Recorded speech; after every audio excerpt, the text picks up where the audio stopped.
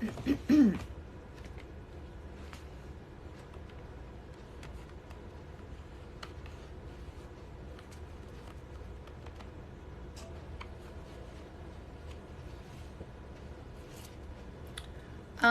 guys, so I haven't been live in quite some time, so I don't have very much time. I'm only going to be on for about a half an hour. So I wanted to give you guys an opportunity to ask any questions that you have, so feel free to ask questions, but I was just going to go over a couple of my most recent videos and answer some of the questions that I've been getting a lot. The first one that I got a lot, and I just actually got, was about the video where one person in the couple is saying, I don't feel connected to you unless we're having sex regularly, and the other person says, well, I don't want to have sex regularly unless we're connected. And so there are some people that use sex to feel connected to other people, and then there are other people that can only have sex when they're feeling connected. And then there's like a million other preferences in between.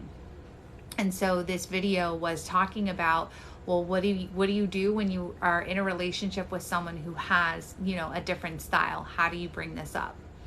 And so that's what the video was about. One of the things that came up a lot was people were triggered by the use of the word punished. And so I wanted to clarify a little more about what I was, first of all, this is a made up scenario, so these people aren't real. But what I was trying to illustrate by using that word.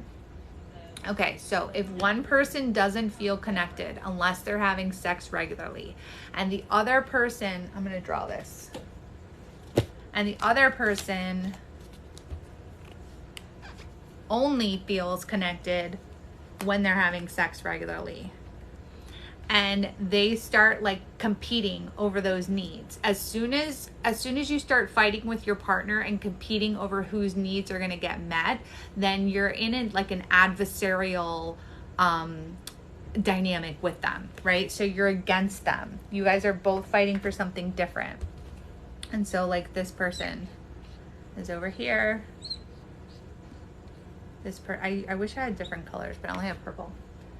Okay, so what I was meaning to say when they were saying getting punished, right, is that both people aren't taking responsibility for the connection in the relationship. So the person is saying, I don't feel or I don't want to have sex with you when I'm not connected to you, but they're not doing anything to stay connected. And so then the other person who would have sex anytime, whether they're connected or not, is like, well, that's not fair because you're not doing anything to keep the connection with us. And we're still not being intimate. We're still not spending time together. And so I feel punished. I feel punished because the health of our relationship is not allowing space for this connection.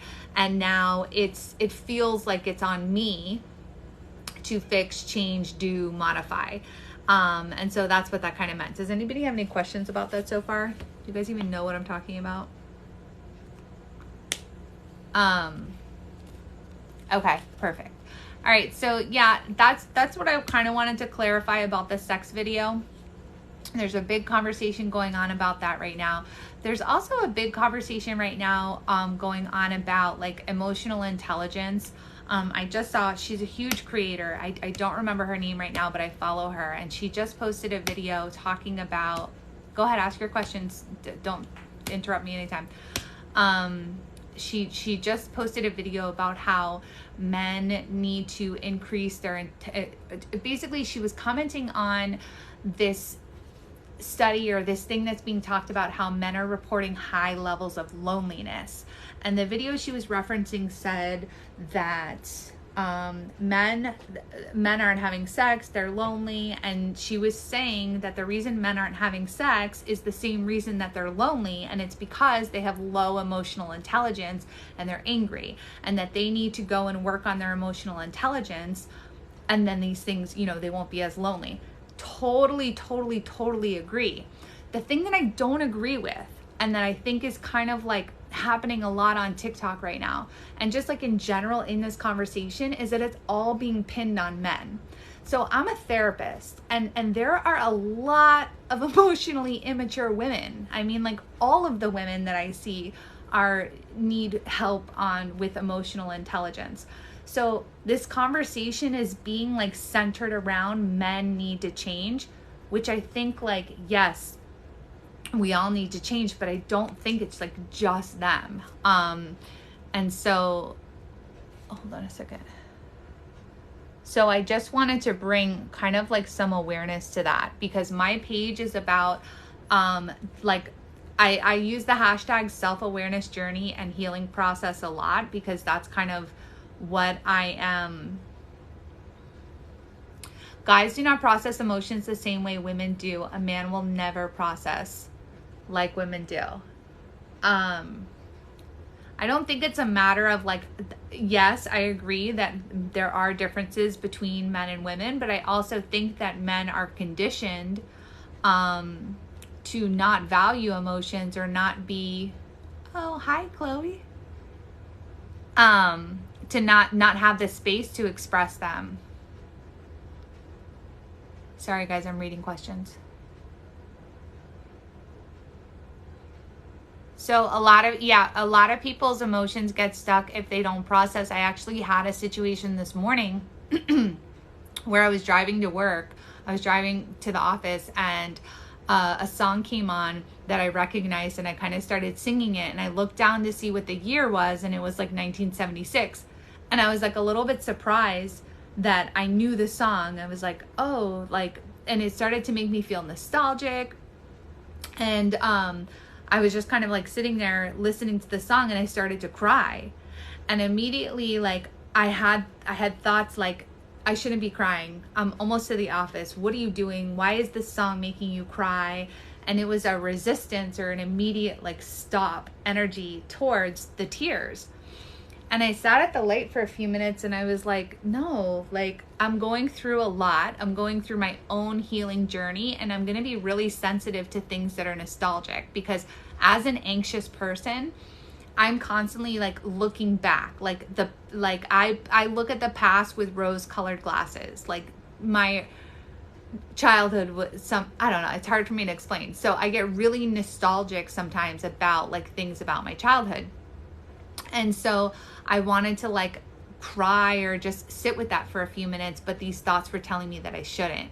And so when you resist the emotion more, it creates more pressure and more anxiety around it. So now you have the reaction to the pressure and the anxiety on top of the original emotion that was trying to come out. And so I just sat there for a second, and I just let myself feel the sadness or the emotion or whatever was connected to that song. And then we moved on from it. But I think that is something that men and women do, that we resist the emotion, or we think to ourselves like, I don't have time for that. That's not productive right now. And so when you're trying to stop an emotion, sometimes it creates more energy and more. I have OCD, and I try not to listen to my intrusive thoughts, but if I don't, I feel guilty. So I have OCD too. And I like to say that I'm actually in OCD recovery. I do believe in that. And what I have learned, I used to think of OCD, and like a lot of the books that I have on OCD tells you to think, like this book I have right here, I'm pointing to it, like you guys can see it. So I have this book that tells you to think of OCD like a monster. And that's the way that I used to think of it. And I don't anymore. I think of OCD like a little girl, a little tiny scared girl that is just trying to protect us, just trying to keep us safe. And so when I can think of it like that, and so in OCD's attempt to keep me safe, it has developed a lot of high-level skills. Those high-level skills include hypervigilance, which is being hyper-focused on your surroundings, which is really good for a lot of things, but can make you also very anxious and not be able to calm down.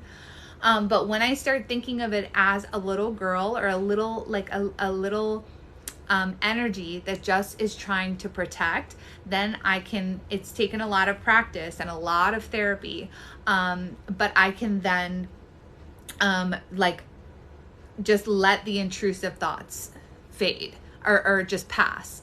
There are a lot of different tricks that people teach with that, imagining that they're floating away like a leaf, like a lot of different visualization things. But once you understand what OCD is and what the function of it is, and you change your belief system about it, then the intrusive thoughts become less demanding.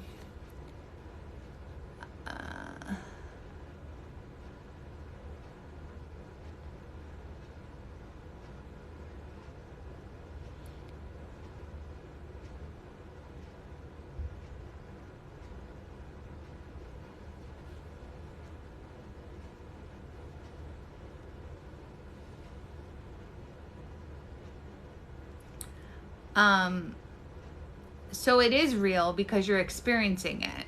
So feelings are always real. The feeling of dying, maybe that's what you're referring to, is not what's real. So you can have this experience, and that's another thing with anxiety. It's that the initial emotion, sometimes when we try to resist it or stop it, then creates this secondary wave of emotion behind it that heightens what the original thing was. So originally I was just feeling a little sad. I might have shed 1 or 2 tears, but my intolerance of that sadness and the judgment that I place on myself for being sad then creates this secondary wave of emotions that's coming behind it, that comes with guilt and fear and anxiety and all of these other things that are, again, heightening what that original emotion was. And if we can allow ourselves the space, I'm sure you guys have heard, like, you have to get comfortable being uncomfortable. So that's the whole thing of anxiety. Most of the time people struggle with anxiety or really any mental health issue is because they have an intolerance to being uncomfortable. So it makes me uncomfortable to be uncertain about the future. I don't like not knowing what's going to happen. So that gives me anxiety. It makes me uncomfortable if someone's mad at me. So that gives me anxiety. And now I'm trying all these different ways to prevent feeling uncomfortable. And so when you're spending all of your energy outside of yourself trying to find and think about ways to avoid feeling uncomfortable, you end up feeling uncomfortable because that's a lot of pressure to put on yourself. So I can't feel anything bad. I was actually using this to kind of explain it earlier. OCD is very mentally draining. I have lived with it probably, since I was like 8 at least. And it's very, very draining. I completely feel you. I'm going to do a quick drawing of what I think I did not make this up, okay? Okay, so this is your baseline, right? So anxiety and depression is this intolerance to feeling uncomfortable. So anything uncomfortable is here, right? The issue with people that struggle with mental illness is because they group all of these categories. Okay, so here I am on this line, right? This is my normal line. But anything that puts them below this line gets grouped into the same category. So something that could make me mildly uncomfortable is thought of in the same way that puts me all the way to the floor. And so because I'm categorizing these 2 events in the same category and I'm resisting both of these with the same urgency, then I'm going to, that's going to bring it. It's like a self-fulfilling prophecy because I'm spending so much energy avoiding that I then bring the anxiety. And so people want to stay up here in the happy all the time and avoid anything that's going to bring them below. And what I try and teach my clients is we're not always trying to stay up here in the positive, but what we're trying to do is we're trying to hover right around this line. Okay, so we go up a little, we go down a little, we go up a little, we go down a little. Sometimes we have really exciting events like having a baby or getting married or graduating that shoot us way up here. Sometimes we have a death that shoots us way down here. And that is life, right? But what we want is to have these hilly rides with occasional ups, occasional lows. But if you're categorizing anything that puts you below your okay line as bad and unacceptable, then you're going to experience a lot of anxiety because most of your energy is towards resisting, right? And so a lot of the things that we need to do, especially with regards to our mental health, is to let go or surrender. I'm going to read some of these comments because I missed a lot. But if you guys have any questions about anything that I just explained, and again, like just what I was talking, oh, sorry, upside down. Living in this middle, right? So I'm not expecting everything to be up here. I'm not expecting everything to be down here. I'm kind of hovering around that middle line. Okay, if I don't sleep at my right side, I'm gonna die. That is your brain's attempt to control and keep you safe. Okay, so if I follow all of these rules, then I won't die. That's not the truth. And logically, we know that's not the truth, that there's not a whole lot that we can do to prevent our death, but an anxiety disorder will make us think that. And so now it's my job to then prevent and control outcomes, and I will do that with these little rules that anxiety gives me. Again, these OCD rules are simply an attempt to control and guarantee outcomes. I want to guarantee my safety, and I can guarantee my safety if I follow these rules. That's not the truth.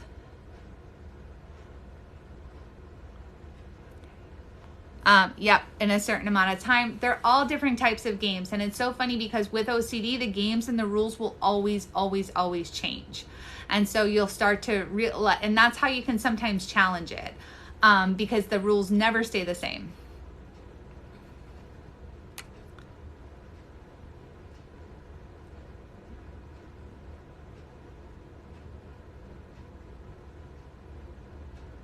Okay, so what do you need closure from? So someone's asking, like, how do we get closure from a situation?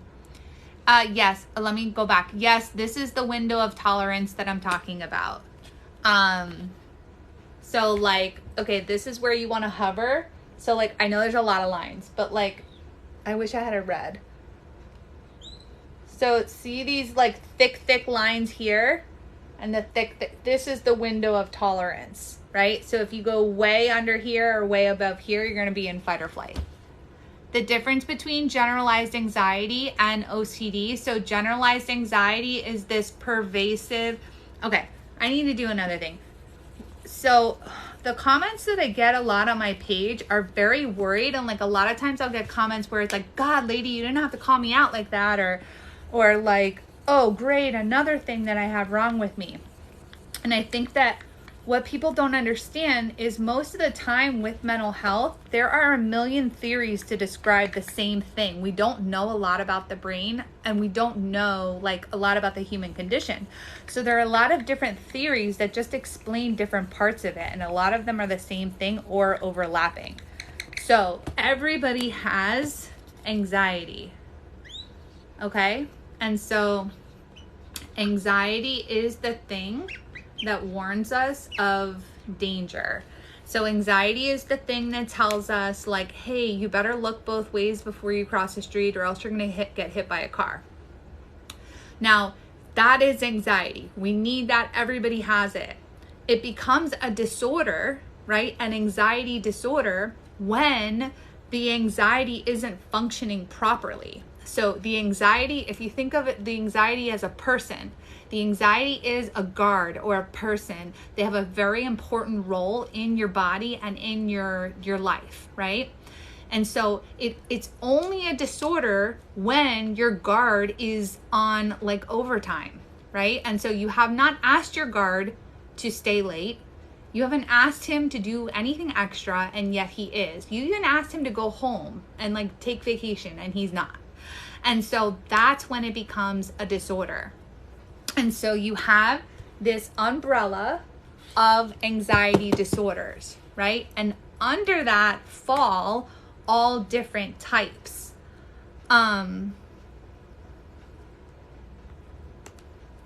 So one of those types is OCD. Another type is general anxiety. Another type is social anxiety. So I just want to show you guys. So they're all of these are anxiety disorders, but they're just all different types. So general anxiety is a diagnosis that you would get if a therapist couldn't find any other explanation for your anxiety. So general anxiety is like a last case diagnosis that you're going to get. And so if they can't find another answer or another source or a better explanation, then you'll get general anxiety disorder. Or sometimes I've even seen people diagnose general anxiety disorder to someone because they don't know. Like, you think that you go to a therapist and that we all know. We don't. Like, we're human beings too, and really what we're going off of is this like little tiny book. And so we have one class, just one, on how to use this book. And then we get very little training after that on how to use this book. And so in our clinicals, when we're under supervision, that's where a lot of it is supposed to take place, which it does. But it's a lot of information to know, and it's a lot of information to learn. And all you're doing is, I wish I could, jump through the phone and explain this to you guys. All you're doing with any mental health diagnosis is you're taking this book and you're trying to figure out which one fits the best. Which is really hard to do when there's like so many different diagnoses. And so sometimes I've seen therapists and I've worked with therapists that like, they don't know what the diagnosis is, but they know it's anxiety. So they'll just be like, okay, general anxiety disorder, right? Because that's the easiest, and you don't really fit into anything else. But that's not necessarily the truth. Like, this is just someone's subjective opinion based off of like literally these little examples that they give us. And so many of these overlap. So it makes it even harder. So for example, okay, so general anxiety is basically like there's a pervasive feeling of anxiousness and anxiety across. Okay, I'm going to go over adjustment disorder is the most used and overdiagnosed one. I'll tell you what adjustment disorder is in a second. Okay, so general anxiety is pervasive anxiety, right? So it's this general sense of trying to control outcomes, intolerance for uncertainty, intolerance for discomfort, right, is going to be general anxiety. All the other anxiety disorders have that too, but there are just other things that make it more specific to what that thing is. For example, with social anxiety. So someone who has general anxiety is going to experience anxiety at home. They're going to experience it at work. They're going to experience it wherever they are. Someone with social anxiety is going to be fine at home. They're going to be fine in their bubble and they're going to be good. But when they go out into social situations, they have a really hard time. And again, this all comes back to beliefs and this intolerance for discomfort, right? So I'm not sure, right? I don't believe that I'm valuable to other people, that other people care about what I have to say. So when I go into social situations, I have this belief that either something bad is going to happen or that I'm not valued there. And so my anxiety raises because I start making things up about how I'm going to be perceived, what could happen, etc. So that is very specific to social situations, which is why it is called social anxiety. OCD is obsessive compulsive disorder. And so what that is, your anxiety is through the roof because you're trying to control outcomes. And so the obsession part, right? The obsession is usually like a thing, right? So you could have like cleanliness OCD. So I am obsessed with safety, right? So I have to make sure that the doors are locked all the time. I have to double and triple check things. So the obsession is safety. The compulsion is the things that I do to guarantee the safety or to neutralize the fear about the obsession, right? So the obsession is the O, and that is safety. I'm obsessed with safety.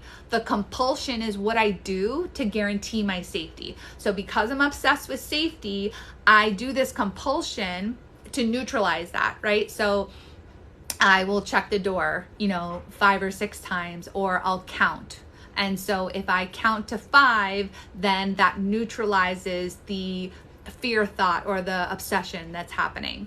And that becomes a disorder because it can disrupt other things that are going on in your life. I've had clients who can't prepare food for themselves, who can't get themselves ready. I myself have had, difficulty with these types of OCD rules in in not being able to, mine are really silly. I mean, silly when I say them out loud. Like, one of my OCD rules is like I can't walk around things. And so when I do, or if I have to, it like brings a lot of rage and a lot of discomfort.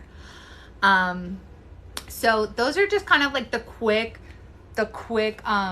big threes that are like kind of like the most common. Adjustment disorder is basically when something happens in your life, so you're moving along life, you're fine, something major happens and it causes a mental health issue or crisis. So typically what will happen is, I use this disorder a lot with children.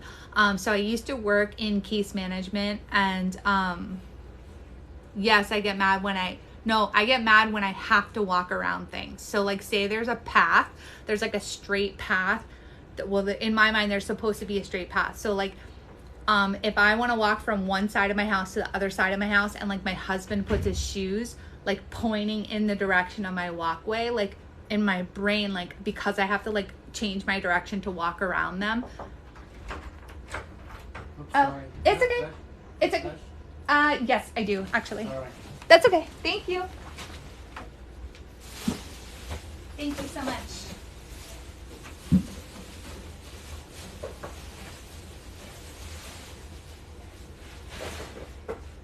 I can do it. Okay.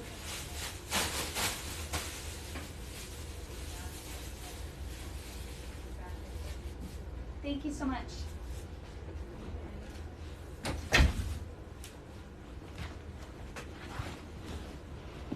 Sorry guys. I think I was talking about adjustment disorder, but typically we use that for a child. So I used it a lot when I was doing case management. So if a child is like removed from their home and they start to experience a lot of depression and anxiety because of this event or this thing that happened, then they would get an adjustment disorder. So it's basically like, you didn't have a lot of mental health concerns before, you were fine, and then something happens, you get a scary diagnosis, you have a death in the family, you lose your job or something like that, and you fall into depression, or you have anxiety that lasts like longer than 2 weeks, or I forget what the actual criteria is, then you would get adjustment disorder. But you can only have adjustment disorder for 6 months. If you are still experiencing severe anxiety or depression in response to that event after the 6-month period, then it becomes a different disorder, PTSD or something different.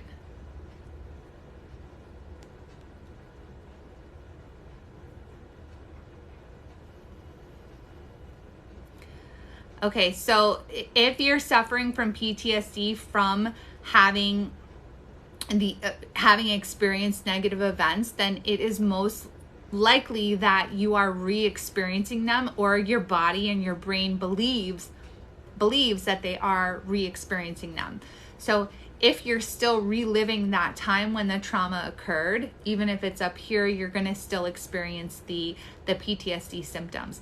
Now, the hypervigilance, or like the always being on guard for something, might be something that doesn't go away. I haven't experienced it going away yet, but there is a definite, there's definitely hope, and there's definitely relief for most of the symptoms. When I was young, like I had panic disorder too. Funny that someone's asking about that, and I'll tell you how I got it. So when I was young, I was in college, like almost graduated. So I was like a month away from graduating, and I was out late. I was visiting a friend, and a guy came up behind me and like exposed himself to me. And like, it was so weird. I was walking, and I saw a shadow like right on top of my shadow. And I knew in that moment when I saw the shadow that there was somebody following me. So I went to turn, and this guy standing there looking at me, really creepy. And he exposed himself to me. And then I started to run, and he went to grab me. And when he went to grab me and I turned around, I saw that his car was double parked behind my car and it was running. So I have this thought, like, this guy is trying to kidnap me. He's going to put me in the car. And so I start running and I get away, and I never know anything about what happened. We called the police, like, I don't know what happened. So I move from my college town and I move home. I was fine after that event. I was fine. I didn't have nightmares. I was in college for like another 2 months. When I moved home, like 3 months later, I had already gone to Europe, gone on a vacation, done a bunch of things. I got home from college. This is 3 months after this guy chased me, and I developed panic disorder. What started happening was I started to get a lot of anxiety when I was trying to get into my apartment. And I started doing things like circling the block. I would circle the block like 5 to 10 times, just scanning the surroundings, making sure no one was there, or just trying to like gear myself up to like run into my apartment. So that is panic disorder. So I was experiencing panic attacks probably once a week in response to this. And I was also, the reason it's a disorder is because it was affecting other parts of my life. I had to start calling my brother, my stepdad to like come walk me into my apartment. It was negatively impacting other areas of function in my life. So that's why it becomes a disorder. So the treatment that you would get for something like that would be, there's a lot of different treatments. I used cognitive behavioral therapy for that particular incident, and it worked really well. And my therapist at the time used a technique called exposure. And so what he did is he had me walk through the event and tell the story. And then he would ask very specific questions. So when you saw the man looking at you, what did you feel? And then you sit with the feeling, you take a deep breath. And it's basically exposing you to each part of the story, and talking about it as you go through, breathing a lot. So yeah, people can have panic disorder without a reason, but there's usually a cause. So the cause is usually something related to, I'm not safe, I'm not capable, or I'm not lovable. So we need to believe those 3 things about ourselves in order to feel like we can function in this world and in society. We have to feel, this all relates back to caveman days. So back in caveman days, we had to feel like we had the ability to keep ourselves safe, or we would not try to build shelter. We had to believe that we were able to do hard things, or we wouldn't sit there and try and build a fire and get so frustrated, trying to make fire. We had to believe that we were lovable and acceptable by others. And if we weren't, we had extreme consequences back in the day. So if I am the gatherer for my tribe, and all of a sudden, like, we get 2 other gatherers, right? So now I'm not as valuable because there's 3 gatherers in the tribe.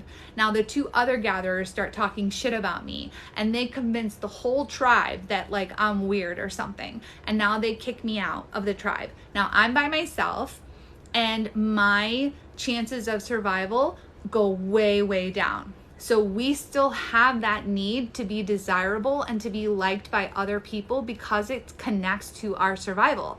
And that can be seen today in cancel culture. So if people decide that you're not valuable or that they don't like you, they can threaten your livelihood and like your existence in today's society through something like cancel culture. And so you need to believe those 3 things: I'm safe, I'm lovable, I'm capable, to feel like you're enough and to function in society. So typically panic disorder is because you don't feel one of those things, or a combination of those things. So I don't have the ability to keep myself safe, I can't do hard things, and people don't like me. And so if I believe a combination of those 3 things, it's going to make it really hard for me to go out and function in the world, because I need those 3 skills in order to be out there. And so if I have to be out there anyways because I'm forced to, then I'm going to experience a lot of anxiety because I'm forced to be in an environment that I don't believe I'm equipped for. Is that making sense? Cognitive behavioral therapy is my favorite. It's something that I have used my whole entire time being a therapist. I've never gotten sick of it. I love it. I love it. I love it so much. It makes the most sense to me. So cognitive behavioral therapy is basically the premise of it is like what you believe affects your thoughts produce your feelings is what like influences your behavior. And so whatever you believe about yourself, the world, and other people dictates what your response is going to be to any given event. So if I'm a person that believes the world is dangerous versus a person who believes the world is exciting, I'm going to have two very different experiences of the world based on those beliefs. That's what cognitive behavioral therapy is.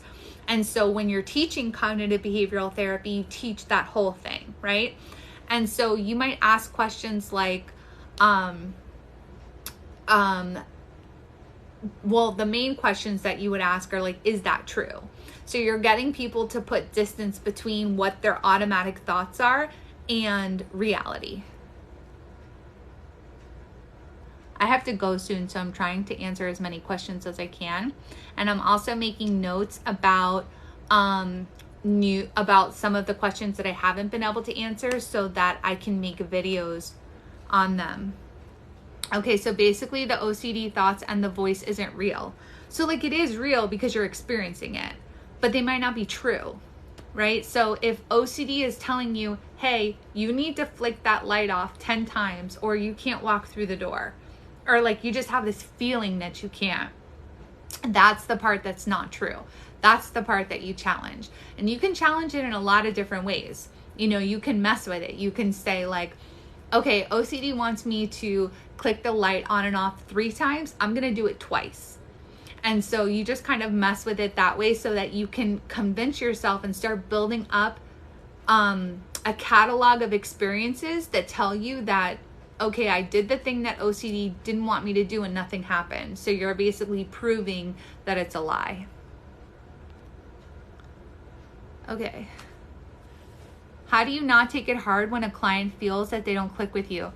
So I own a group practice and I do this, I talk about this a lot. And the way that I think about it is the same thing that I tell my kids is like, I like to think of myself as a spice. I am not salt, right? So most people enjoy salt. I'm not that. And I had to come to terms with that. I'm not a seasoning that's going to go on everything the way that salt does. I am more like cilantro. And so cilantro can add a lot to a dish and it can make it really, really amazing. But it can also be a lot and too much and overpowering for some people. And so in certain environments, I've gotten that reaction like, ugh, cilantro is gross. And so when you don't have that awareness that maybe you are cilantro, it can make you feel really, really bad. But now that I've accepted that I'm cilantro and I'm okay with that, then when people don't like me, it's like, oh, of course you don't. Like, of course. There's gonna be that. My style doesn't fit your style. And also, when you understand what therapy is, that is the most freeing thing. I am not here to solve anybody's problems. I'm here to foster a relationship with you so that you can come to those conclusions on your own. And so when you understand that that's what therapy is, when a client tells you that they don't click with you, that almost for me is like, oh, what happened to me? I don't know where my light went. But I actually feel I feel great about that because it makes me feel like I've made the space safe enough for them to tell me, and I've like explained to them enough what therapy is that they know that it's not going to work because they don't click with me. So I almost take it like a compliment, like, wow, I have done such a good job explaining what therapy is and why the therapeutic relationship is so important. And I've also done a really good job at being myself and presenting like who I am. And this client is telling me that they don't think that it's going to be a good fit. I kind of take that as a compliment, and I usually try and help them find somebody that I think would. And also another thing that I've done, I just started doing this like maybe 3 years ago, but it's really helped with this sort of thing, is at the end of every session, I will flat out ask somebody, every client, do you like me? And I just say it just like that.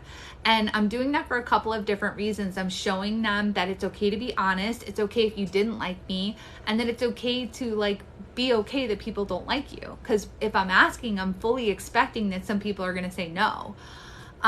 So I do that at the end of every session. I let them know, as we discussed, the therapeutic relationship is the most important part of this whole process. So if there's anything that you don't like about me, like, let's bring that up now.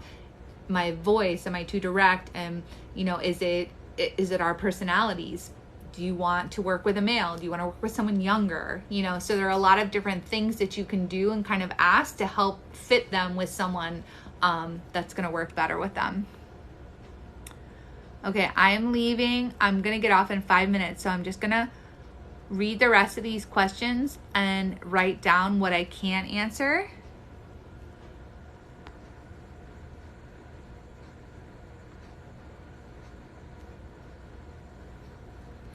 Oh, okay, somebody likes the spice analogy. Okay, I'm going to tell you how I use this with my kids. So my older son is very sensitive, and my younger son is a jokester, and he'll say certain things, to him. And so the other day he said, Mom, George called me a this. And I said, well, is that true, what he said about you? And he said, no. And I said, and if he called you a purple dinosaur and said that, you have green horns growing out of your skin, would that be the truth? And he said no. And I said, so he can say anything about you, and that doesn't mean it's the truth. And he can think things about you that you would never even know about, because his thoughts are not your business. You don't get to know those things. And then I'll also bring up like chips, right? So I'll tell my son, if I asked you what your favorite bag of chips was, what would you say? And he told me Doritos. And I said, so if I said I didn't like Doritos, would that mean that Doritos are bad? And he said, no, because I still love Doritos. I'm like, exactly. So I cannot like Doritos, and that doesn't mean that there's anything wrong with Doritos. It just means that I prefer Lay's, or I prefer Cheetos. Or maybe I think I don't like the ranch or the Cool Ranch Doritos because I've never tried them and they just look different. So I think that I don't like them. So when I'm talking to my kids about these kinds of situations, I use that same advice for myself. And that's really, really, really helped me, is that I don't have the expectation that I'm not going to hurt people's feelings. I don't have the expectation that people aren't going to like me. And so it helps a little bit when I am in those situations. Sorry, I'm trying to read these. Thank you guys. I really love you guys so much too. Having so much fun doing this. I'm just a little over 200,000 followers.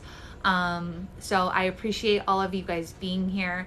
Let me know what kind of topics you want to hear about. I've gotten stuck talking a lot about attachment. I'm not an attachment therapist.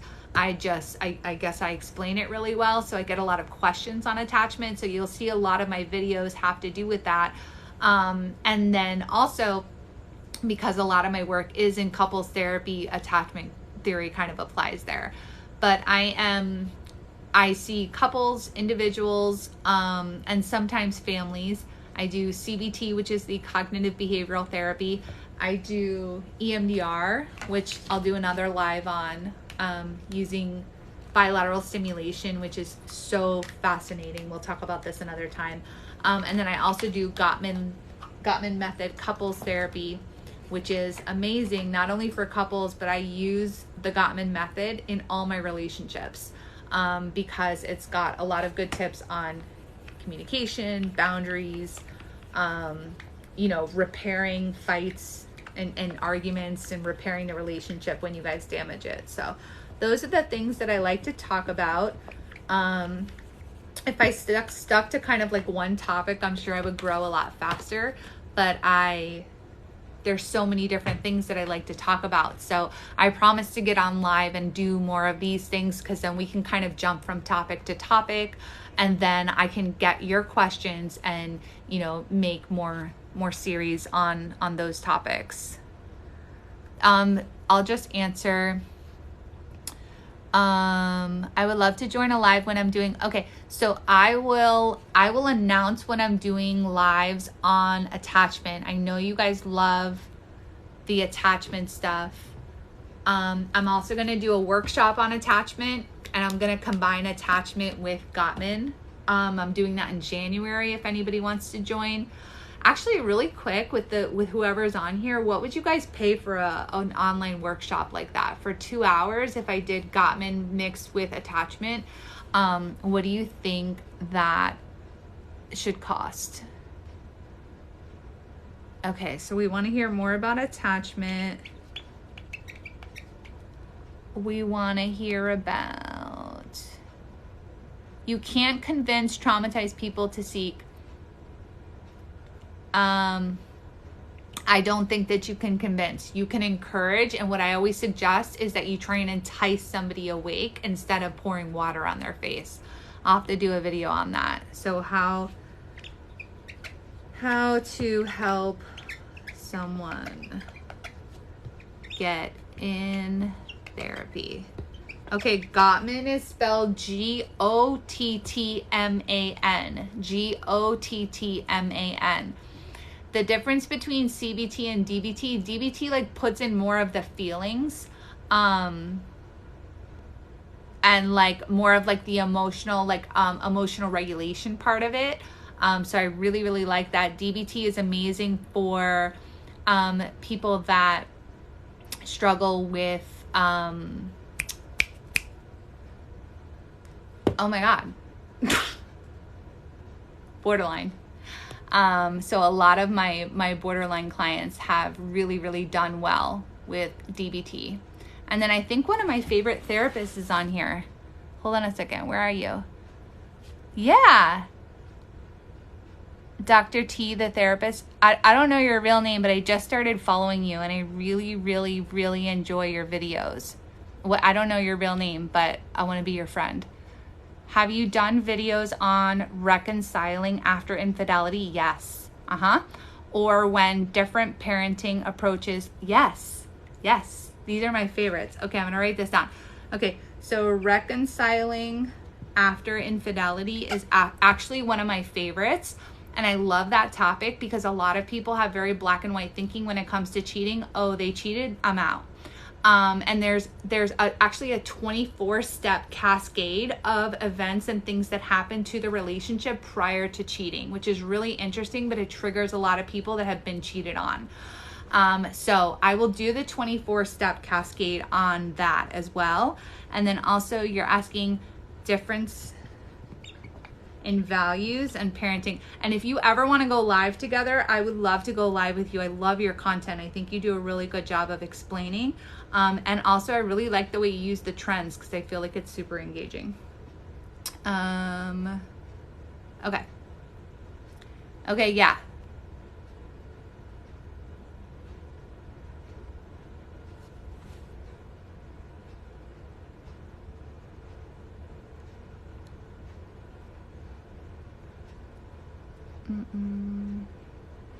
Okay, when is codependency too much? I say all the time. I will do some on codependency.